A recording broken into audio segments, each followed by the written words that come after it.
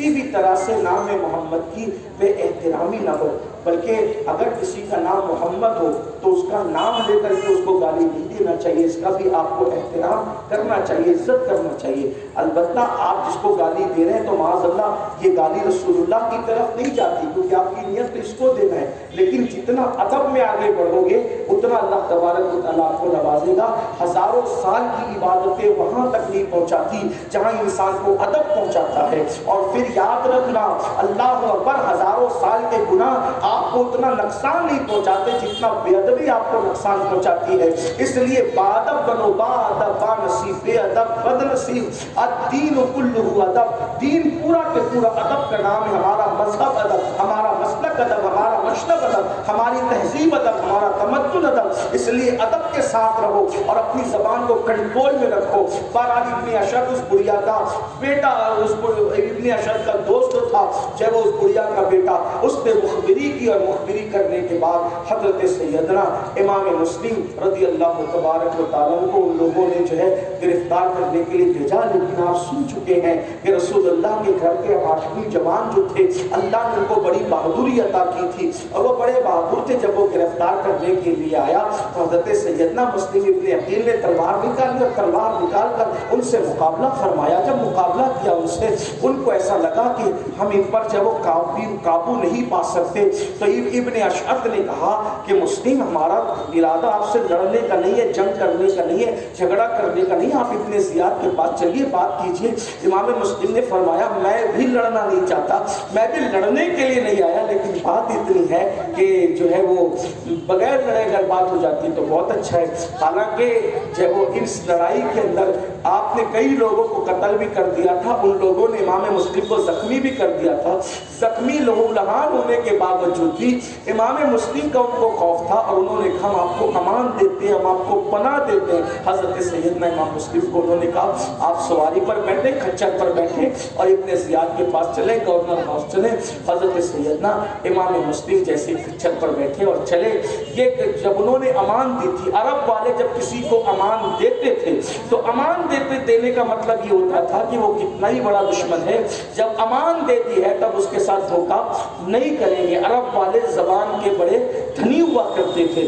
لیکن بہرحال اب وہاں تو کیا تھا کہ بک سے اہل بیت میں اتنی آگے بڑھ گئے تھے، وہ تو کلمہ پڑھانے کا احسان بھی بھول گئے تھے، دین دینے کا احسان بھی بھول گئے تھے۔ نمازوں کے اندر محمد اور آل محمد پر درود پڑھتے تھے، اور نمازوں کے بعد سازشیں کرتے تھے۔ کس قدر حالات بد سے بدتر تھے۔ ممبروں پہ بیٹھ کر کے مولا مشکل کشا کو گالیاں دیا کرتے تھے۔ سوچے تو صحیح حالات کس طرح تھے، کیسے تھے۔ بلکہ آپ کو بتاؤں کہ ایک زمانہ یوں بھی تھا، بک سے اہل بیت کا ایک زمانہ یوں بھی تھا مروانیوں کے دور میں، کہ ملک شام میں کوئی علی نام نہیں رکھتا تھا، حسن نام نہیں رکھتا تھا، حسین نام نہیں رکھتا تھا، یہ نام نہیں رکھے جاتے۔ اتنی ان کے جیسے آج ہمارے یہاں یزید نام نہیں رکھتا، کوئی مروان نام نہیں رکھتا۔ بغض اہل بیت کا ایک زمانہ ایسا گزرا، تقریباً جو وہ کم و بیش 1 صدی اتنا یا پونا صدی اتنا، کہ نام حسن حسین اور علی نہیں رکھے جاتے تھے۔ ایک بزرگ کہتے ہیں، محدث کہتے ہیں کہ میں جو ہے وہ ایک بار ملک شام گیا تو میں نے دیکھا کہ ایک بندے کے ایک بیٹے کا نام علی ہے، ایک کا نام حسن ہے، ایک کا نام حسین ہے، تو میں رک گیا، اور رک کر میں نے کہا یار تو کتنا اچھا انسان ہے کہ یہاں تو علی حسن حسین نام رکھنا جرم ہے، اور تو نے اپنے بچوں کا نام علی رکھا، حسن رکھا، حسین رکھا، تو تو کتنا بڑا جیالہ مجاہد ہے۔ تو اس نے کہا آپ کیا سمجھتے، میں نے علی نام علی کی محبت میں رکھا، حسن نام حسن کی محبت میں رکھا، حسین نام حسین کی نہیں، اصل میں گالی دینے والا آدمی ہوں، مجھے گالیاں دینے کی عادت ہے۔ تو جب میں بچوں کا نام رکھ رہا تھا تو میں نے سوچا کہ کچھ بھی نام رکھوں گا تو گالی ہی دوں گا، تو سوچا کہ گالی جن کو دوں گا تو ایک کام کرتا ہوں کہ جن کو گالیاں دیتا رہتا ہوں انہی کے نام پہ نام رکھوں، تاکہ ایک کام میں 2 کام ہو جائے۔ یہ بغض اہل بیت کا ایسا دور گزرا ہے۔ آپ سمجھتے کیا ہیں، میرے آقا صلی اللہ علیہ وآلہ وسلم نے اسی لیے فرمایا، آقا ارشاد فرماتے ہیں، زید بن ارقم کہتے ہیں کہ اللہ کے رسول نے فرمایا میں اپنی اہل بیت کو بطور امانت دے رہا ہوں تمہیں۔ اللہ کے رسول فرماتے ہیں اہل بیت بطور امانت دے رہا ہوں تمہیں، اور پھر تمہیں آزمایا جائے گا کہ میری اس امانت کے ساتھ تم سلوک کیا کرتے ہو۔ اور آپ غور کریں کہ سلوک کیا کیا گیا۔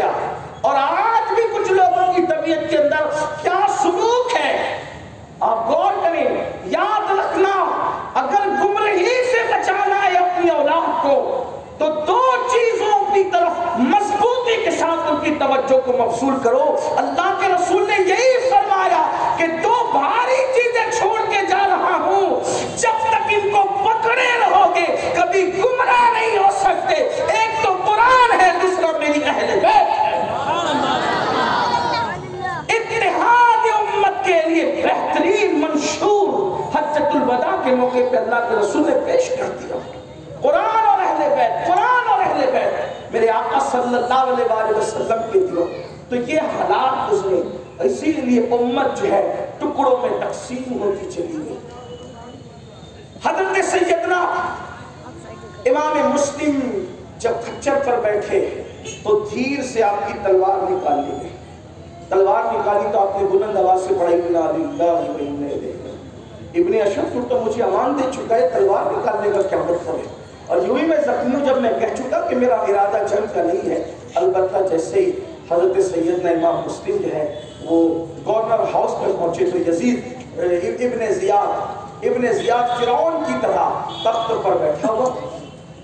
امام مسلم جیسے پہنچے تو ٹھنڈے مٹکے کا یعنی ٹھنڈے پانی کا مٹکا بھرا ہوا رکھا تھا. بہت تھک گئے تھے, زخمی تھے, پیاس لگی تھی. آپ نے فرمایا کہ پانی جو پلاؤ, تو اس نے پانی نہیں دیا. امام مسلم کو پانی پینے کے لیے نہیں دیا. اور اس کے بعد اس نے جب حضرت امام مسلم سے گفتگو کی تو اس نے کہا کہ آپ کی جان اسی طرح سے بخشی جا سکتی ہے کہ آپ حسین کو اور اس کے باپ کو لعنت کرے, گالیاں دے. حضرت امام مسلم نے فرمایا کہ میں واللہ مرنا پسند کرتا ہوں, میں لعنت کرتا ہوں تجھ پر اور تیرے باپ پر. یہ جرأت تھی ان کے اندر. امام مسلم میں جرأت تھی ابن زیاد کے سامنے. فرمایا کہ تجھ پر تیرے باپ پہ لعنت کرتا ہوں, وہ ابن مرجانہ, تو علی کو اور حسین کو گالیاں دینے کی بات کرتا ہے, میرے آقاؤں کو, مجھ سے نہیں ہو سکتا. اس نے کہا تو ٹھیک ہے, مرنے کے لیے تیار ہو جائے. تو امام مسلم نے کہا کہ ٹھیک ہے. اور آپ نے پھر جو ہے وہ کچھ وصیتیں فرمائی. وہاں پر عمر بن سعد موجود تھا, حضرت سعد ابن ابی وقاص رضی اللہ تبارک و تعالیٰ کا بیٹا. آپ نے فرمایا کہ یہاں تو میرے رشتہ داروں میں عمر سعد ہی ہے. اس نے کہا میں کوئی وصیت نہیں سنتا. یعنی حالات کے دھارے میں کیسے لوگ کہتے ہیں دنیا کتنی بے وفا. ایک بات یاد, ایک بہت بڑے مفکر سے میں نے سنا, انہوں نے کہا کہ میں نے دنیا سے بڑھ کر بے وفا کسی کو دیکھا. دنیا پہ کبھی بھروسہ مت کرنا. امام کہتے ہیں شہد دکھائے, زہر پلائے, قاتل ڈائن شوہر کش, اس مدار پہ کیا للچایا, دنیا دیکھی بھائی, سونا جنگل آتم ہے, چھائی بدلی کالی ہے, سونے والوں جاگتے رہیو, چوروں کی رکھوالی ہے. کبھی دنیا سے جی مت لگانا, کبھی دنیا سے وفا کی امید نہ کرنا. پیار سب سے کرو, محبت سب سے کرو, اخلاق کے ساتھ سب سے پیش آؤ, سب کے ساتھ رشتہ رکھو, تعلق رکھو, لیکن وفا کی امید کسی سے نہ رکھو. دل لگانا ہے تو اللہ سے, اس کے رسول سے دل لگاؤ. اس لیے کہ دنیا نے کیسوں کو دھوکہ دیا, کیسی ہستیوں. آپ غور کریں, امام حسین کو دھوکہ دیا گیا, مولا علی کو دھوکہ دیا گیا, اللہ اکبر, حضرت سیدنا امام مسلم کو دھوکہ دیا گیا, قاضی عباس کو دھوکہ دیا, کتنی بڑی بڑی ہستیوں کو لوگوں نے دھوکہ دیا. ہم کون ہیں میرے بھائی؟ بلکہ اللہ اکبر, لوگوں نے رسول اللہ صلی اللہ علیہ وسلم کو تک دھوکہ دینے کی کوشش کی. کیا آپ نے نہیں پڑھا کہ بدر کی جنگ شروع ہونے سے پہلے 300 لوگوں کو لے کر کے جب وہ عبداللہ ابن ابی رئیس المنافقین بھاگ گیا, کیسا دھوکہ دینے کی اس نے کوشش کی. تو گویا کہ یہ دنیا دھوکے کی جگہ ہے, اور اس میں بہت دیر رہنے کی بھی چاہے وہ کوشش نہ کرو, بہت امیدیں نہ باندھو, جلدی تیاری کرو جو یہاں سے جانا ہے. میں تو لوگوں کو کہتا ہوں, دھوکے باز لوگوں سے نکل کر اگر وفا کے خالق کی طرف جانے کی بات ہے تو یہ گھاٹے کا سودا نہیں بلکہ یہ بڑے منافع کا سودا ہے. جب وہ آرٹیفیشل محبتوں کا اظہار کرنے والوں سے نکل کر سچی اور مخلص محبت کو پیدا کرنے والے خدا و رسول کی طرف جانا ہے تو یہ کس قدر فائدے کا سودا ہے، اللہ اکبر، لیکن انسان دنیا میں پھنسا ہوا ہے۔ بہرحال آپ نے وصیت کی بات کی تو کہا میں کوئی وصیت نہیں سنتا۔ ابن زیاد نے ہنستے ہنستے کہا یار تمہاری رشتہ داری سن لو، عمل کرنا نہیں کرنا تو اب بات کی بات ہے۔ البتہ عمر صاحب نے پھر وصیت سنی امام مسلم کو، پھر اس کے بعد گورنر ہاؤس کے اوپر لے جایا گیا۔ امام درود شریف پڑھ رہے تھے اور بہت پھوٹ پھوٹ کے رو رہے تھے۔ ابن زیاد ہنستے ہوئے کہتا ہے موت سامنے دیکھ کر بہادر بھی روتے ہیں، تو امام مسلم نے فرمایا واللہ میں موت کو سامنے دیکھ کر نہیں رو رہا ہوں، میں نے امام حسین کو خط لکھا ہے کہ حالات اچھے آپ آ جائیں، اور وہ مجھ پر اتنا اعتماد کرتے ہیں کہ وہ جب میرا خط پڑھیں گے تو ضرور آئیں گے، اور وہ بال بچوں کے ساتھ آئیں گے، بیویوں کے ساتھ آئیں گے، میں ان کو یہ انجام سوچ کر کے رو رہا ہوں۔ اور پھر اس کے بعد امام مسلم نے جو ہے بلند آواز سے درود شریف پڑھا اور کہا کاش مجھے بات کوئی میرے امام تک پہنچا دے، امام آپ نہ آئے، ان کوفیوں نے ہمیشہ کی طرح بے وفائی کی ہے، اللہ اکبر۔ اور پھر اس کے بعد حضرت سیدنا امام مسلم درود شریف اور کلمہ شریف پڑھ رہے تھے کہ آپ کی گردن کو جو ہے جلاد کے ذریعے سے تلوار سے کاٹ دیا گیا، اور پھر آپ کا سر لے کر کے آپ کے وجود ناس کو کوفہ کے گورنر ہاؤس سے زمین پر ڈال دیا گیا، اور آپ کی لاش چکنا چور ہو گئی۔ یہ پہلی شہادت تھی گویا کہ کربلا کی شہادتوں میں سے، انا للہ و انا الیہ راجعون۔ اور اس کے بعد وہ چکنا چور بدن جو گورنر ہاؤس سے گرا کر کے زمین پر ڈال کر کے ہڈیوں کو چور چور کیا گیا تھا، اللہ اکبر، اس کو بازاروں کے اندر لٹکایا گیا اور سر کو پورے کوفہ میں پھرایا گیا، جو یزید کی مخالفت کرے گا اس کا یہ انجام ہوگا۔ اور امام مسلم رضی اللہ تبارک و تعالی عنہ کا جسد اطہر کئی دن تک کے جب وہ بازار کوفہ میں لٹکا رہا۔ ایک بات آپ سے کہوں، دشمن تو اپنی دل کی خراش نکال رہا تھا، لیکن اہل البیت کے لٹکتے ہوئے جسم دھوپ اور ہواؤں کے اندر بھی تر و تازہ تھے۔ حضرت حامد مصطفیٰ باقی نے بہت اچھی عکاسی کی، کہتے ہیں کہ محمد مصطفیٰ کے باغ کے سب پھول ایسے ہیں، محمد مصطفیٰ کے باغ کے سب پھول ایسے ہیں جو بن پانی کے تر رہتے ہیں، مرجھایا نہیں کرتے، جو بن پانی کے تر رہتے ہیں مرجھایا نہیں کرتے۔ پورا کوفہ اللہ اکبر بے وفائی کی زد میں تھا۔ اے کوفہ والو، قیامت تک تمہاری مہمان نوازی کو یاد کیا جائے گا دھوکے بازی کے حوالے سے۔ امام مسلم کا سر پھرایا جا رہا ہے، کوفے کے بازار میں جسم لٹکا ہوا ہے، اور اس کے بعد جب شام ہو کر کے رات سی اپنی زلفوں کو کوفہ کے اس بے وفا لوگوں کے اوپر ڈالتی ہے اور رات تاریک ہو جاتی ہے۔ گھر میں سناٹا تھا، خوف و ہراس میں لوگ ڈوبے ہوئے تھے۔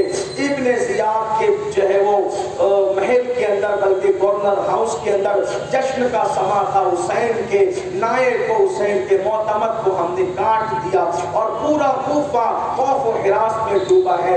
ایسے میں ایک گھر میں چراغ جل رہا تھا، اور اس گھر میں حضرت قاضی شریح جو مولائے کائنات کے شاگرد بھی تھے، قاضی شریح حضرت محمد ابراہیم کو اپنے پاس بٹھا کر سر پہ ہاتھ پھیرتے، پیار کرتے، محبت کرتے سوچتے، یا اللہ اس ظالم ابن زیاد نے اعلان کیا ہے کہ مسلم کے بیٹے بھی اس کے ساتھ تھے، جس کے پاس مل جائے میں منہ مانگا انعام دوں گا، یزید سے بھی کچھ دلاؤں گا، اور اگر جو ہے وہ کسی کے گھر مل جائے، کسی نے پناہ دے رکھی ہے تو میں اسے قتل کر دوں گا۔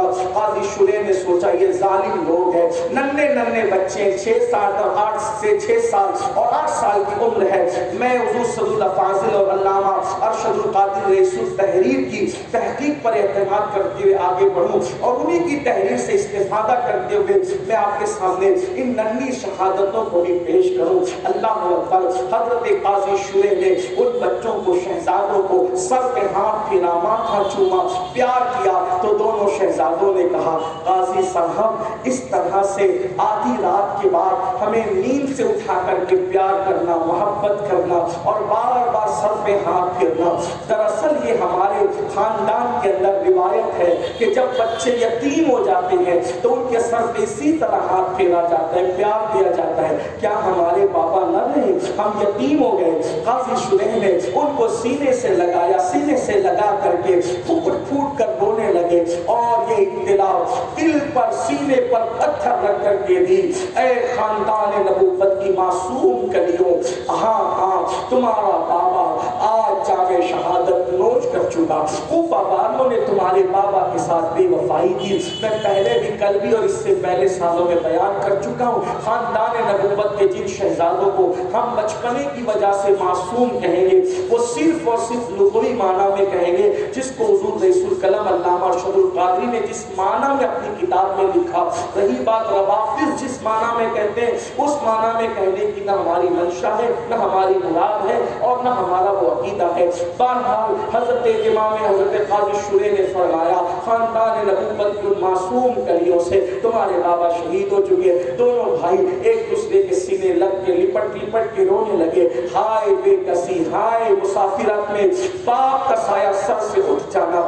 قاضی شریح نے کہا شہزادوں رونے کا وقت نہیں ہے، ایک کام کرو، حجاز مقدس کی طرف قافلہ جا رہا ہے، میں نے اپنے بیٹے سے کہہ دیا ہے وہ تمہیں لے جائے گا اور لے جا کر کے قافلے سے ملا دے گا، تم اس قافلے کے ساتھ ہو جانا، صحیح سلامت دارالامن مدینہ منورہ پہنچ جاؤ گے۔ اللہ اکبر۔ دونوں شہزادے تیار ہوئے، جو روضہ رسول پہ جاتے تھے تو بھی کبھی اکیلے نہیں جاتے تھے، بابا کی انگلی پکڑ کر جاتے تھے، لوگ کندھے اٹھاتے تھے، لوگ پیشانیاں چومتے تھے، اللہ اوپر لوگ سروں پر رکھتے تھے، لیکن آج کوفہ سے مدینہ منورہ کا سفر دونوں شہزادوں کو اکیلے طے کرنا ہے۔ قاضی شریح کا بیٹا ان دونوں شہزادوں کو لیتا ہے، بہت خاموشی سے اور چپکے سے نکلتا ہے اور قافلے کی دھول اور گرد و غبار نظر آئی تو فوراً قاضی شریح کے بیٹے نے کہا شہزادوں یہ تمہارے حجاز کی طرف جانے والی قافلے کی گرد اور غبار اور دھول ہے، یہ دھول نظر آ رہی، بس یہی قافلہ ہے، چلے جاؤ۔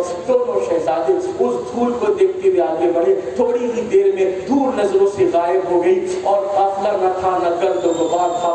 اللہ اکبر۔ دونوں شہزادے پیدل چلتے چلتے تھکے، کبھی پیروں میں کانٹے چبھتے ہیں، اللہ اکبر، اور پھر اس کے بعد رات کا سناٹا ہے، اللہ اللہ۔ حالات یہ ہے کہ درندوں کے چیخنے چلانے کی آواز آتی ہے، ایک دوسرے سے سینہ چمٹا کر کے ایک دوسرے سے لپٹ جاتے ہیں، پتا کھڑکنے کی آواز آتی ہے، دل دھک دھک کرنے لگتا ہے، اللہ اکبر۔ کبھی پیروں میں کانٹے بھی نہ چبھے تھے، آج پیر کانٹوں سے چھلنی تھے۔ حالات نے کیا دن دکھائے، لوگوں نے کیا دن دکھائے، دنیا کی ہوس نے آل نبی کے ساتھ کیا سلوک کیا، اللہ اکبر۔ تھک کر کے یہ سوچ کے بیٹھ گئے صبح ہوگی تو دیکھا جائے گا۔ رات کی تاریکی تھی، ابن زیاد کے گرگے تلاش کرتے کرتے شہزادوں کو جنگل میں پہنچے، ننھے شہزادے، پوچھا بتاؤ کون ہو، تو سوچا یتیموں کے ساتھ تو کافر بھی اچھا سلوک کرتے، یتیم سن کر کافر بھی اچھا سلوک کرتے، بالکل سادگی کے ساتھ کہہ دیا سچوں کی اولاد کی سچے تھے، سچی تربیت کی گئی تھی، سچائی کا درس دیا گیا تھا، سچائی کے ماحول میں پلے بڑے تھے، تو کہہ دیا ہم امام مسلم کے یتیم ہیں۔ اتنا سننا تھا کہ زلفے پکڑ کر ظالموں نے اتنا مارا، تماچے لگائے، کبھی گھر میں محلے میں مدینہ منورہ میں تماچوں کا تصور بھی نہ تھا، لیکن اتنا مارا چہرے پر انگلیوں کے نشان پڑ گئے، بال پکڑ کر کے زلفے پکڑ کر کے کسی گئی، اور اس کے بعد کا ظالموں ہم تمہیں ڈھونڈ ڈھونڈ کر تھکتے ہیں اور تم بھاگے بھاگے جنگل میں پھرتے ہو۔ بالآخر ابن زیاد کے پاس لا کر دونوں شہزادوں کو وہ جمع کرا دیا۔ ابن زیاد نے کہا ان کو قید خانے میں ڈال دو، سوچو تو صحیح، اللہ اکبر۔ ہندوستان میں بھی 6 اور 8 سال کے بچوں کو اللہ اللہ منکرین اسلام جیل میں دیکھنا پسند نہیں کرتے، لیکن جن پر نماز میں درود پڑھا جاتا ہے ان شہزادوں کو جیل میں ڈالا جا رہا ہے، قید میں ڈالا جا رہا ہے۔ پھر لوگ کہتے ہیں کہ ان کا قصور کیا ہے؟ میں آپ سے پوچھنا چاہتا ہوں، اگر انصاف دنیا میں موجود ہے، حقائق دنیا میں موجود ہے، سچائی دنیا میں موجود ہے، تو اندازہ کریں آخر شہزادوں نے بگاڑا کیا تھا، امام مسلم نے بگاڑا کیا تھا، امام حسین نے بگاڑا کیا تھا؟ صرف دین کی بقا اور تحفظ کے لیے خاندان اٹھا تھا، باقی اور چیز کیا تھی؟ لیکن اللہ اکبر، ابن زیاد بدنہاد بانی فساد، اس ظالم نے کہا کہ لے جاؤ اور قید میں ڈال دو، یزید کو خط لکھتا ہوں جو حکم دے گا اس پر عمل کیا جائے گا، لیکن یاد رکھنا اللہ اکبر ایسا ایسا ضرور ہوتا ہے کہ اہل انصاف کے گلستان میں کانٹے بھی کھلتے ہیں اور کانٹوں کے درمیان کوئی چپکے سے پھول کی کلی بھی مسکراتی ہے. ایسا ہوتا رہا ہے.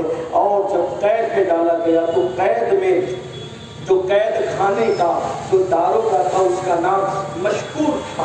مشکور نے شہزادوں کو دیکھا اور اس کو ترس آیا. اس نے کہا شہزادوں میری جان کا جو کچھ ہو لیکن آپ کے نانا کی شفاعت کی خاطر میں اتنا کر سکتا ہوں کہ تمہیں رات کو چپکے سے آزاد کر دوں گا. تم چلے جانا یہاں سے. دیکھو قادسیہ میں میرا بھائی رہتا ہے, یہ انگوٹھی لو, میرے بھائی کو انگوٹھی دکھانا. جب تم قادسیہ پہنچ جاؤ گے تو تم کو وہ حجاز پہنچا دے گا بہت آسانی کے ساتھ. دونوں شہزادوں نے مشکور کی انگوٹھی لی. انگوٹھی لے کر کے جو راستہ قادسیہ کا بتایا تھا اس کی طرف چلے. پھر راستہ جو ہے وہ بھول گئے. ننھے تھے, عمر چھوٹی تھی, خیال نہ تھا, راستہ بھول گئے. ننھے ننھے بچے کب تک چلتے. کل کا خوف بھی تھا کہ دشمن ہماری تلاش میں ہے. بالآخر ایک جنگل میں دیکھا کہ اب کریں تو کیا کریں, رات کٹ رہی ہے, رات ختم ہو رہی ہے, پھر پکڑے جائیں گے. تو ایک چشمہ نظر آیا. بڑے بھائی نے چھوٹے بھائی سے کہا نماز فجر کا وقت ہے, وضو کر کے فجر پڑھ لیتے ہیں اور جب فجر کا جب تک نہیں پھوٹتی تب تک انتظار کر لیتے ہیں. دونوں شہزادوں نے انتظار کیا. فجر کی نماز پڑھی. نماز فجر پڑھ کر چشمے کے کنارے دیکھا بڑا سا درخت تھا, اس میں کھو تھی, ایک بڑی سی کھو تھی, کھوکھلا تھا وہ درخت. اس میں چھپ کر کے بیٹھ گئے. قسمت کا کیا کہنا, اللہ اکبر. تقدیر کی تلوار سروں پر سب کے لٹک رہی ہے. تدبیر ختم ہو جاتی ہے, ہمیشہ تقدیر غالب آتی ہے. دونوں شہزادے اس درخت کی کھو میں چھپ کر کے بیٹھے ہوئے اور اسی عالم کے اندر وہ کوئی خاتون جو ہے چشمے پر تالاب پر پانی بھرنے کے لیے آتی ہے. جیسے ہی اپنی مٹکی جو ہے اس نے تالاب میں ڈبویا تو ڈبوتے وقت اس نے دیکھا کہ بڑی خوبصورت سی حسین و جمیل شکلیں پانی کے اندر اس کا عکس جمیل نظر آ رہا ہے. مڑ کے دیکھا تو دونوں شہزادے پوچھا کون ہو. تھر تھرانے لگے. کل کا انجام سامنے تھا. دونوں شہزادے تھر تھرائے اور انجام سامنے تھا. بیت کی طرح کانپنے لگے. شہزادہ اس کنیز نے کہا چہرے سے تو شہزادے معلوم ہوتے ہو, بتاؤ کون ہو. لیکن اتنا یاد رکھنا اگر نہ بتاؤ گے پھر بھی اہل ایمان کی ناک کی خوشبو ضرور خون رسول کا اندازہ کر لیتی ہے. بتاؤ آل فاطمہ ہو, آل رسول ہو, رسول اللہ کی خاندان سے ہو. اتنا سننا تھا کہ دونوں شہزادے کی آنکھیں برس پڑی. کیسے پہچانا, ایمان والوں کو پہچاننا, بلکہ یوں کہہ لے اپنے الفاظ میں جوہری کو جوہر پہچاننے میں کوئی مشکل نہیں ہوتی, سنار کو سونا پہچاننے میں کوئی دقت نہیں ہوتی. اس نے سینے سے لگایا شہزادوں بتاؤ کون ہو. امام مسلم کے یتیم ہے. اچھا آپ میری مالکہ اہل بیت کی بڑی شہدائی اور دیوانی اور عاشقہ ہے. چلو اس کو جب پتہ چلے گا کہ سیدہ کے لال میرے گھر آئے تو مجھے انعام دے گی اور مجھے بھی خوشی ہوگی. دونوں شہزادوں کو لیا اور لے کر کے جیسے گھر پہنچی اور اپنی مالکہ سے بتایا دیکھو یہ سیدہ کے گھرانے کے پھول ہیں, مسکراتی بھی کلیاں ہیں. اور شہزادے تھے بڑے خوبصورت حسین و جمیل, لیکن چلتے چلتے لباس پر گرد و غبار تھی, زلفیں گرد و غبار میں اٹی ہوئی تھی, چہروں پر بھی جو ہے وہ اللہ اکبر حالات کچھ سفر کے آسان ظاہر تھے. جیسے ملے تو اس نے منہ دھلایا, کپڑے دیے اور کھانا کھلایا اور کھانا کھلا کے کہا شہزادوں میں آپ کی دادی کی کنیز ہوں, ایک کام کریں اس گھر کو اپنا ہی گھر سمجھے, یہاں رہے. دشمنوں کے شہر میں کوئی مامن مل گیا, پناہ گاہ مل گئی تو دونوں شہزادے جو ہے ایک کمرے میں تھے. ایسے میں اس کمرے میں راحت کے ساتھ جب وہ رکھ دیے گئے اور راحت آئی, رات کے کھانے کے بعد سلا دیے گئے. دیر کے بعد اس کا شوہر آیا. اس کے شوہر کو تاریخ میں حارث لکھا گیا ہے. اور شوہر آیا, بیوی نے پوچھا رات اتنی دیر سے کیوں آئے, کہاں تھے؟ وہ کہا ارے مسلم کے بچے جیل میں رکھے گئے تھے, ابن زیاد نے رکھا تھا, وہ وہاں سے جو وہ مشکور نامی داروغہ جو جیل کا تھا اس کی سازش سے نکال دیے گئے. اب وہ کہتا ہے کہ میں نے یزید کو خط لکھا ہے, بچے نہ ملیں گے تو میں یزید کو کیا جواب دوں گا. تو اس نے بہت بڑا انعام رکھا ہے, بیوی اتنا مال ملے گا, اتنے گھوڑے ملیں گے, یہ ملے گا, وہ منصب ملے گا, کیا کیا ملے گا. وفادار بیوی نے کہا ظالم تو دنیا کے لیے آل نبی کا خون اپنے اوپر حلال کرتا ہے، یہ کرتا ہے۔ بہت سمجھایا، بہت کہا، لیکن جس کے دل پر دنیا کی ہوس چھا جاتی ہے اس کو کچھ نظر نہیں آتا، دنیا کا بھوت سوار ہو جاتا ہے، اس کو کچھ نظر نہیں آتا۔ بالآخر بیوی نے کھانا کھلایا، پہلا پستا کر ظالم کو سلایا، ادھر وہ آنکھ بند کر کے سویا، ادھر بچوں کے رونے کی آواز آئی، شہزادوں کے رونے کی آواز آئی۔ اٹھا اور اٹھ کر کے کہا بیوی سے کہ بچے کہاں رو رہے ہیں؟ ہمارے گھر میں تو چھوٹے بچے نہیں، یہ بچوں کے رونے کی آواز کہاں سے آئی؟ بیوی نے کہا شاید تیرے کان بج رہے یا پڑوس سے رونے کی آواز آ رہی۔ کہا نہیں، رونے کی آواز ہمارے گھر سے آ رہی۔ کیوں رو رہے تھے؟ رونے کی آواز کیوں آ رہی تھی؟ بات اتنی تھی، بڑے بھائی نے چھوٹے بھائی کو جگایا، جگا کے کہا وہ سو نہیں، اٹھو، سو نہیں، اٹھو، اس لیے کہ سونے کا وقت نہیں، اس وقت تو اب جو ہے دنیا سے جانے کا وقت ہے۔ تو چھوٹے بھائی نے کہا بھائی بھیا ہوا کیا؟ کہا کہ میں سو رہا تھا، میں نے کیا دیکھا؟ اللہ اکبر، حوض کوثر کا کنارہ ہے، سید الانبیاء محمد رسول اللہ جل گھر ہے، دادا علی مرتضیٰ بھی ہے، سیدہ فاطمہ الزہرا بھی ہے، تایا امام حسن بھی ہے۔ اور ایسے میں بابا پہنچے تو سرکار نے پوچھا مسلم تم تو آ گئے، شہزادوں کو کہاں چھوڑا ہے ہو؟ تو کس کے بھروسے چھوڑا ہے؟ تو بابا نے کہا نانا جان سے یا رسول اللہ بس وہ بھی انشاءاللہ تھوڑی دیر میں ہمارے پاس آ جائیں گے، یا رسول اللہ بس تھوڑی دیر میں، تھوڑی سی دیر ہے، میرے شہزادے بھی آئیں گے۔ بھائی سے کہا میرے بھائی میں نے خواب دیکھا، اس کا مطلب اب دنیا ناپائیدار میں ہمیں رہنا نہیں ہے۔ بابا نے اشارہ دے دیا خواب کے ذریعے سے کہ ہمیں واپس پلٹ کر جانا ہے۔ چھوٹے بھائی نے کہا میرے بھیا سچ بتاؤں میں بھی اسی خواب میں جو ہے وہ مصروف تھا، یہی خواب میں بھی دیکھ رہا تھا، آپ نے اٹھا دیا۔ دونوں بھائی سینے لگ کر کے رونے لگے، ہائے اب امی کا چہرہ دیکھنا نصیب نہ ہوگا، ہائے اب مدینہ منورہ جانا نصیب نہ ہوگا، ہائے مدینہ منورہ کی گلیاں دیکھنا نصیب نہ ہوگا، ہائے مدینہ منورہ کی وہ بہاریں، وہ کھجور کے درختوں کی قطاریں، وہ مدینہ منورہ کی معطر فضائیں۔ اللہ اکبر، بابا گئے، ماں کا چہرہ دیکھنے کی تمنا تھی، اب ماں کا چہرہ بھی نظر نہیں آئے گا، یہ کہہ کر ایک دوسرے سے لپٹ کر کرنے شہزادے رونے لگے، اور وہ اس گھر کو تو اپنا ہی گھر سمجھے تھے۔ ایسے میں اس ظالم کی جوان کو لی رونے کی آواز سنی، بیوی سے کہا کہاں ہے؟ کس وقت ہمارے گھر سے بچے کے رونے کی آواز کیسے آ رہی ہے؟ بیوی نے سمجھانے کی کوشش کی، ظالم نہ مانا، تالا توڑا، دروازہ کھولا تو دیکھا کہ ننھے شہزادے نورانی شکل کے وہ شہزادے نبی کے لگتے جگر رو رہے۔ پوچھا کون ہو؟ وہ اپنا گھر سمجھا تھا، کہہ دیا امام مسلم کے یتیم ہے۔ اتنا سننا تھا کہ ظالم نے مارنا شروع کیا، میں تمہیں ڈھونڈ رہا ہوں، میرا گھوڑا مر گیا ڈھونڈتے ڈھونڈتے، پیدل چلتے چلتے تھکا، اور تم میرے گھر میں عیش کرتے ہو، مزے لیتے ہو۔ بیوی نے پکڑا، بیوی کو بھی مارا، بالآخر اس ظالم نے کنیز نے پکڑا، کنیز کو بھی مارا، اور پھر دونوں شہزادوں کی زلفوں کو پکڑ کر دونوں کے بالوں سے ایک دوسرے کو باندھ دیا۔ صبح کا انتظار کرنے لگا۔ بیوی اللہ اکبر ہاتھ جوڑتی تھی، پیر پکڑتی تھی، میرے سردار اپنی آخرت کو تباہ نہ کر، دنیا ناپائیدار ہے، دنیا کی کوئی حیثیت نہیں ہے، دیکھ ان شہزادوں کے خون میں اپنے ہاتھوں کو رگے گا تو مصطفیٰ جان رحمت کو منہ کیا دکھائے گا؟ آل نبی کی دشمنی کبھی فائدہ مند نہیں ہوتی، نقصان اٹھائے گا۔ بہت سمجھایا نہ مانا، بالآخر صبح ہوئی تو صبح کو اس نے اللہ اکبر اپنی سواری لی، اور سواری پر دونوں شہزادوں کے ہاتھ باندھے، اور زلفوں سے ایک دوسرے کی بال تو باندھ ہی دیے گئے تھے، اللہ اکبر۔ اور دونوں شہزادوں کو اللہ اللہ اس نے چہرے پر کپڑا ڈالا اور اپنی سواری پر رکھ کر کے حضرت امام مسلم کے شہزادوں کو فرات کے کنارے لے جانے لگا۔ وہ چھپا کر اس لیے لے جا رہا تھا اگر کسی نے دیکھ لیا، پکڑ لیا، یہ بچے مجھ سے چھین لے گا، ابن زیاد کے پاس لے جا کر کے دے گا، اور ابن زیاد پھر اس کو انعام دے گا، انعام مجھے نہیں ملے گا۔ تو ظالم نے یہ کیا، فرات کے کنارے پر بچوں کو لے جانے لگا۔ وہ خاتون پھر پلٹی، پھر اس نے جو وہ واسطے دیے، ایسا مارا کہ سر ٹکرایا دیوار سے، बे होश होकर के बीवी जमीन पे गिर पड़ी, कनीज आई, उसको भी मारा। अल्लाह अकबर। और फिर फुरात की तरफ वो रवाना हो गया। अल्लाह अल्लाह। हुजूर रईसुल कलम अल्लामा अरशदुल कादिर रहमतुल्लाह अलैह यहाँ बड़ी खूबसूरत बात लिखते हैं।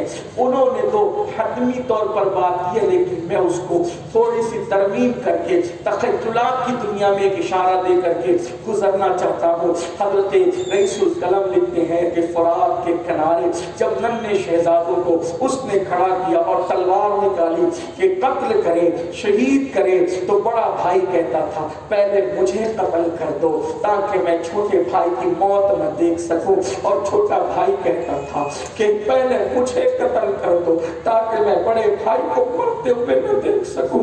ऐसे आलम के अंदर अल्लाह अल्लाह रईसुल कलम जो लिखते हैं, इशारा दे रहा हूँ, कहते हैं कि सैयदा की रूह पर क्या गुजरी होगी। सैयदा की रूह अतर, सैयदा की रूह अतर, रूह मुनव्वर, खातून जन्नत की रूह मुनव्वर अल्लाह अल्लाह कब्र अनवर से अर्श की तरफ बार बार मचल मचल कर बढ़ती होगी ताकि ज़मीन व समा को, कायनात को तहोबाला कर दे, ज़ेरो ज़बर कर दे। लेकिन रसूलुल्लाह का इशारे अबरू उनको सब्र की तलकीन करता होगा। गोया कि मौलाए कायनात की कैफियत उस वक्त क्या रही होगी जब मोहम्मद और इब्राहीम पर अल्लाह अकबर 8 और 6 साल के शहजादों पे जब तलवार उठने वाली होगी, फातह खैबर जुल्फ़िकार हैदरी लेकर अल्लाह अल्लाह निज़ाम कायनात को तहोबाला करना चाहते होंगे, या इशारे मोहम्मद रसूलुल्लाह की तरफ तकते होंगे कि करें क्या।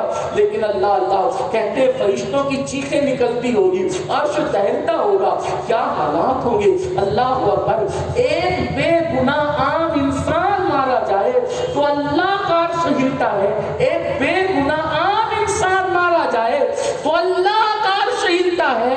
हदीस पाक है जब यतीम की आह निकलती है तो अल्लाह का अर्श हिलता है। वहां तो वो बेगुनाह भी है, खून रसूल भी है, यतीम भी है, मुसाफिर भी है, नन्ही सी गलियां भी है, और उनको मारा जा रहा है। ऐसे में बड़ा भाई छोटे भाई बड़े बड़ा भाई छोटे भाई के लिए, छोटा भाई बड़े भाई के पहले मुझे इसी में उसकी बीवी को होश आई और कहने लगी खुदा के लिए ऐसा न कर, खुदा के लिए ऐसा न कर। उसने उसी तलवार से पहले बीवी को कत्ल कर दिया और फिर कहा दोनों भाइयों को इतनी तुम्हें जो है एक दूसरे से मोहब्बत है तो लाओ एक दूसरे के सामने मरने न दूं।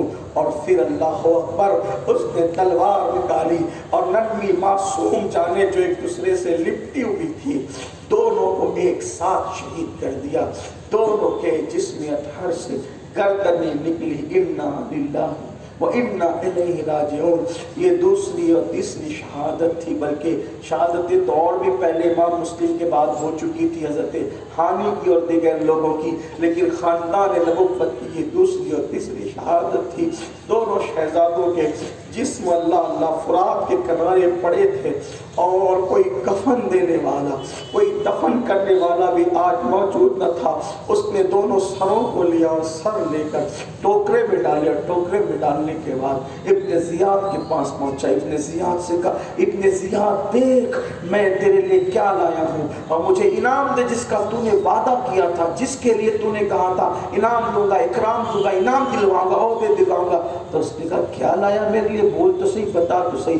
कहा मुस्लिम के बच्चों के सर। और कहा मैंने सर लाने के लिए नहीं कहा था, मैंने तो उनको जिंदा पकड़ के लाने के लिए कहा था, क्योंकि मैं यजीद को लिख चुका हूँ कि वो मेरे पास कैद है और वो चले गए थे। तो अब अगर यजीद कहेगा जिंदा भेज तो मैं क्या करूँगा, और तूने मेरी इजाज़त के बगैर कत्ल किया। फिर उसने कहा एक काम करो, अपने जब वो गवर्नर हाउस में कहा इसको पकड़ के ले जाओ, इसने मेरे सर पे मुसीबत खड़ी कर दी, इसको ले जाके उसी फुरात के किनारे पे कत्ल कर दो। न खुदा ही मिला, न विसाल सनम, न इधर के रहे न उधर के रहे। अहलुल बैत की दुश्मनी का अंजाम ये दोनों शहजादों की शहादत हुई। उन दोनों का मज़ार मुक़द्दस अब भी इराक़ की सरज़मीन पर मौजूद है। फ़कीर की बार बार हाज़िरी हुई है। बहुत सारे मुहक्किकीन और जो है वो मुसन्निफ़ीन ने ان شہادتوں کے بارے میں اپنی آراء کا اظہار بھی کیا ہے۔ سب کی آراء لائق تسلیم ہے، لیکن ہم اپنے بزرگوں کے پابند ہیں۔ حضور صلی اللہ فاضل نے، مفتی جلال الدین صاحب حضور علامہ ارشد القادری نے یہ اس کا ذکر فرمایا۔ میں نے علامہ ارشد القادری سے ان کی تحریر کا سہارا لے کر شہادت امام مسلم کے بچوں کی شہادتیں پڑھ دی۔ اللہ سے دعا کرتا ہوں، شب جمعہ ہے، اللہ ان سیدوں کے صدقے، ان میرے آقا کی اس مقدس آل کے صدقے، ان شہزادوں کے صدقے اللہ تعالیٰ میری آپ کی دنیا، میری اور آپ کی نسلوں کی دنیا اور آخرت کو سنوار دے۔ اللہ ہم سب کو نبی اور آل نبی کی سچی وفا نصیب کرے، احترام اصحاب رسول کے ساتھ اللہ تعالیٰ ہمیں جینے مرنے کی توفیق عطا فرمائے۔ جس دین کے لیے انہوں نے قربانیاں دی ہے اللہ تعالیٰ اس دین پر ہمیں مر مٹنے کا جذبہ عطا فرمائے۔ ان کی قربانیوں کو محسوس کرتے ہوئے اللہ تبارک و تعالیٰ ہمیں بھی دین کی طرف مائل ہونے کی توفیق عطا فرمائے، نمازوں کا پابند بنائے، شریعت کا پابند بنائے، دین کا پابند بنائے، اور اللہ رب العزت ہم سب کو جرائم سے بچائے، گناہوں سے بچائے انشاءاللہ تبارک و تعالیٰ۔ اب کل کی تاریخ جو ہے وہ 9 محرم الحرام ہے، اور اس کا اگلا اس سنیچر کو 10 محرم الحرام ہے، تو 9 اور 10 کا روزہ رکھنا یہ بڑی فضیلت کی بات ہے، 1 سال کے روزوں کے برابر ہے۔ اور یہ بھی فرمایا جس نے عاشور کا روزہ رکھا 1 سال پہلے اور 1 سال بعد کے گناہوں کی مغفرت کی بشارت ہے۔ اور حضور علیہ السلام نے جب دیکھا کہ 10 محرم کو مدینے کے یہود روزہ رکھتے ہیں تو اللہ کے رسول علیہ السلام نے فرمایا ان سے پوچھو یہ کیوں رکھتے ہیں، تو انہوں نے بتایا کہ ہم موسیٰ علیہ السلام کو اور ان کی قوم کو فرعون اور فرعونیوں سے نجات ملی تھی، اسی خوشی کے اندر ہم روزہ رکھتے ہیں۔ تو میرے آقا علیہ السلام نے فرمایا موسیٰ ہمارے پیغمبر ہیں، ہم ان سے زیادہ حقدار ہیں موسیٰ علیہ السلام کا دن منانے کے حوالے سے، البتہ یہ 1 رکھتے ہیں تو ہم ان کی مشابہت سے بچنے کے لیے 2 رکھیں گے، یعنی 9 اور 10 کو رکھیں گے۔ تو اس لیے 9 اور 10 کو روزہ رکھنا یہ سنت ہے اور اس کی بڑی فضیلت ہے۔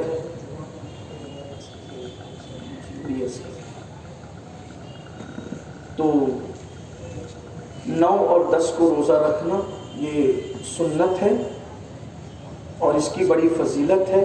رمضان شریف کے روزوں کے بعد سب سے زیادہ جس روزے کی فضیلت ہے وہ ماہ محرم الحرام کے روزے ہیں، حدیث میں بھی اس کا ذکر آیا ہے۔ تو لیکن چونکہ اس مرتبہ 9 محرم الحرام جمعہ کے دن آ رہا ہے تو بہت سارے لوگوں کے اندر یہ کہ بھئی جمعہ کو تو نفل روزہ نہیں رکھ سکتے۔ یاد رکھیں ایسا نہیں ہے، مطلقاً نفل روزہ رکھنے کی ممانعت نہیں کی گئی ہے جو وہ جمعہ کے دن۔ جمعہ کا دن روزے کے لیے مخصوص کرنے سے کہ بھئی خاص جمعہی روزہ رکھنا، اس سے مخصوص کرنے سے جو وہ ممانعت آئی ہے۔ رہی بات اگر آپ ایام 20 کے روزے رکھتے ہیں یعنی 13، 14، 15 کا روزہ رکھتے ہیں، اسی طرح شب برات کا روزہ رکھتے ہیں، عرفہ کا روزہ رکھتے ہیں، اور اگر اس دن جمعہ آ گیا تو جمعہ کو روزہ رکھ سکتے ہیں، نفل روزہ، اس کی کوئی ممانعت نہیں ہے۔ اسی طرح ماہ محرم شریف کا روزہ عاشورہ جمعہ کے دن آ گیا یا سنیچر کے دن آیا، 9، 10 کو رکھنا ہے تو رکھ سکتے ہیں۔ اس میں جو خلجان لوگوں میں بہت ساری چیزیں لوگ خواہ کچھ چیزوں کو یعنی کہ غلط آگے بڑھاتے ہیں، تو ایسا کچھ بھی نہیں ہے۔ تو روزہ رکھنے آپ رکھیں، روزوں کا اہتمام کریں، درود شریف کا اہتمام کریں، تلاوت قرآن کا اہتمام کریں، سبیل امام حسین کا احترام کریں، صدقہ دیں، امام عالی مقام کی طرف سے صدقہ دیں، نیاز کریں، لوگوں کو کھانا کھلائیں، اس کی بڑی برکتیں ہیں انشاءاللہ تعالیٰ۔ کبھی موقع رہ چکے ہم تو داستان کربلا بیان کرتے ہیں تو ایسا موقع ہی بیچ میں نہیں آتا کہ ان ساری چیزوں کا تذکرہ کیا جا سکے، اس لیے میں آپ سے کہتا ہوں امام کے نام پہ صدقہ دینا، امام کے نام پہ کھلانا، امام کے نام پہ پلانا، بہت اس کی برکتیں ہیں۔ بلکہ امام عالی مقام کے نام پر غیر مسلموں نے کھلایا پلایا تو اللہ تعالیٰ نے ان کو کتنا نوازا، یہ ہمارے بزرگوں نے اپنی کتابوں میں لکھا ہے۔ امام عالی مقام کی ان لوگوں کو زیارت تک ہوئی، امام نے ان کو کلمے کی تلقین فرمائی، ایمان کی دولت عطا فرمائی، تو یہ بہت بڑی بات ہے، اظہار محبت ہے، اظہار پیار ہے۔ اس لیے صدقہ، خیرات، سبیل امام حسین، یہ ساری چیزیں کیجیے۔ جو چیزیں شریعت کی حدود میں رہیں گے کریں، اس کی اجازت ہے۔ البتہ خرافات اور بدعات جس سے ہمارے علماء نے، بزرگوں نے منع کیا ہے، ان خرافات اور بدعات سے محفوظ رہیں۔ خواتین سے گزارش ہے کہ سیدہ زینب پاک نے جب پردے کی پابندی کی تو خواتین بھی پردے کی پابندی کریں، تقوی پرہیزگاری کے ساتھ زندگی گزاریں۔ ہمیں بہت افسوس ہوتا ہے، احساس ہوتا ہے کہ کربلا کی داستان سنتے ہیں، گنبد و مینار کے شہر میں رہتے ہیں، پھر بھی ہمیں افسوس کے ساتھ کہنا پڑتا ہے کہ اگر ہماری بیٹیاں بے پردہ گھومیں، ہماری بیٹیاں اگر معاذ اللہ روڈوں پر، راستوں پر کوئی غلط حرکت کرتی نظر آئیں تو پوری امت کا سر جب وہ ندامت سے جھک جاتا ہے، شرم سے جھک جاتا ہے۔ یاد رکھیے، قوم کی بیٹیوں کو بھی یہ تلقین کی جاتی ہے، یہ دنیا چند دن کی ہے، عیاشیاں اور آوارہ کرنے والوں کی، آوارہ گردی کرنے والوں کی قبروں کا نشان بھی مٹ جاتا ہے میری بہنوں۔ اس لیے تقوی کے ساتھ رہو، پرہیزگاری کے ساتھ رہو۔ والعاقبۃ للمتقین کہا گیا کہ آخرت صرف متقیوں کے لیے ہے، اس لیے تقوی اختیار کرو۔ یہ امام علی مقام کا پیغام تھا۔ آج سے پہلے نماز نہیں پڑھتے تھے تو نماز کی جو وہ پابندی کرو، طے کرو۔ امام آپ نے جس نماز کو تحفظ دیا وہ نماز کبھی نہیں چھوڑیں گے۔ امام آپ نے جس پردے کے لیے تلقین فرمائی وہ پردہ ہم کبھی نہیں چھوڑیں گے۔ آپ نے پڑوسیوں کے ساتھ اس میں سلوک کی تعلیم دی، ہم پڑوسیوں کے ساتھ بدتمیزی سے کبھی پیش نہیں آئیں گے۔ آپ نے ماں باپ کے ساتھ اس میں سلوک کر کے دکھایا۔ امام حسین اور امام حسن اپنی امی سیدہ فاطمہ الزہرا کے ساتھ کبھی کھانے نہیں بیٹھتے تھے۔ کسی نے پوچھا آپ کی امی تو بہت متقیہ پارسا رسول اللہ کی شہزادی ہے، آپ ان کے ساتھ کھانا کیوں نہیں کھاتے؟ تو شہزادوں نے کہا اس لیے نہیں کھاتے کہ امی کی نظر کسی لقمے پر ہو اور ہمیں اس سے اطلاع نہ ہو اور وہی لقمہ اٹھا کر ہم منہ میں ڈال لیں تو امی کی بے ادبی ہو سکتی ہے۔ ہم بے ادبی سے بچنے کے لیے ایسا کرتے ہیں کہ امی کے ساتھ بیٹھ کر کھاتے نہیں۔ اندازہ فرمائیں ماں کا یہ احترام انہوں نے سکھایا۔ لیکن ہمیں حیرت اس بات پر ہے کہ ہم کربلا سن بھی رہے ہیں، رو بھی رہے ہیں، آنسوؤں کی سوگات بھی پیش کر رہے ہیں، لیکن زندگی کے اندر تبدیلی کیا ہے، انقلاب کیا ہے؟ مسلمانوں جب تک تبدیلی نہ آئے آپ سچے حسینی نہیں ہیں۔ سچی حسینیت تبدیلی کا نام ہے، حسینیت انقلاب کا نام ہے، حسینیت دین پر سختی سے عمل کا نام ہے، حسینیت شریعت کے تحفظ کا نام ہے، حسینیت دین پہ مر مٹنے کا نام ہے، حسینیت دین کے لیے سب کچھ قربان کرنے کا نام ہے، حسینیت دین کے لیے سب کچھ لٹانے کا نام ہے، حسینیت اللہ اس کے رسول کی محبت میں ڈوب جانے کا نام ہے، حسینیت اللہ رسول کے لیے قربانی دینے کا نام ہے۔ اس لیے رسمی اور اسمی حسینیت کی طرف سے نکل کر حقیقی حسینیت کی طرف چلیے تاکہ امام علی مقام کی توجہ ہماری طرف ہو۔ اللہ تعالیٰ سب سے پہلے مجھے آپ سب کو توفیق بخشے، گفتگو کے درمیان کوئی غلطی ہو تو اللہ معاف فرمائے۔ وما علینا الا البلاغ۔ السلام علیکم ورحمۃ اللہ۔ کل انشاءاللہ